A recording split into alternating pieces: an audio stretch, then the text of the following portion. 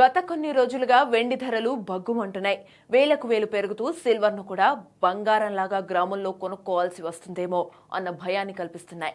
నేడు కూడా భారీగా పెరిగాయి. ఎంసీఎక్స్ లో డిసెంబర్ డెలివరీ వెండి ధర కిలోకు 1,62,000 దాటింది. మధ్యాహ్నం 12 గంటల ప్రాంతంలో ఎంసీఎక్స్ లో వెండి ధర కిలోకు 1,57,000 పెరిగింది. వెండి ధరలు వేగంగా పెరుగుతున్నప్పటికీ ఈ స్థాయిలో పెట్టుబడి పెట్టడం ప్రమాదకరం అంటున్నారు నిపుణులు. బంగారం సురక్షితమైన పెట్టుబడిగా పరిగణించబడుతున్నప్పటికీ వెండిని పరిశ్రమలో కూడా ఉపయోగిస్తారు. అందువల్ల బంగారంలా కాకుండా ఇది పూర్తిగా సురక్షితమైన పెట్టుబడి కాదు. ఏదైనా కారణం చేత పరిశ్రమలో మాంద్యం ఏర్పడితే వెండి ధర తగ్గకుండా ఎవరూ ఆపలేరు.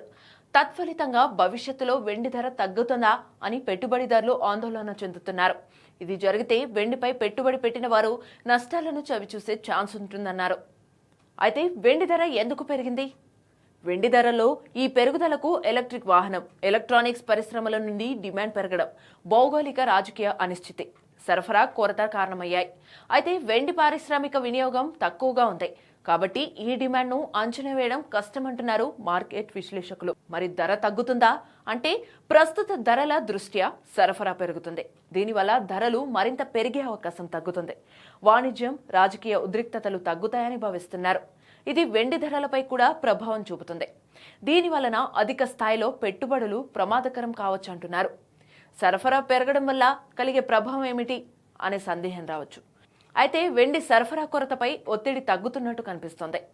ఈటీఎఫ్ ఆస్తులను పెంచడానికి యుఎస్ నిల్వలను తగ్గిస్తున్నారు. ట్రంప్ వెండిపై సుంకాలను విధిస్తారనే భయాల కారణంగా యుఎస్ నిల్వలను గతంలో పెంచారు. కానీ ఇది కార్యరూపం దాల్చలేదు.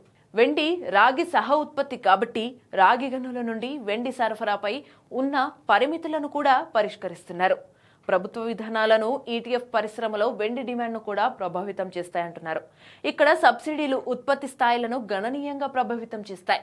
దీని అర్థం పెరిగిన సరఫరా ధరల తగ్గుదలకు దారితీయవచ్చంటున్నారు.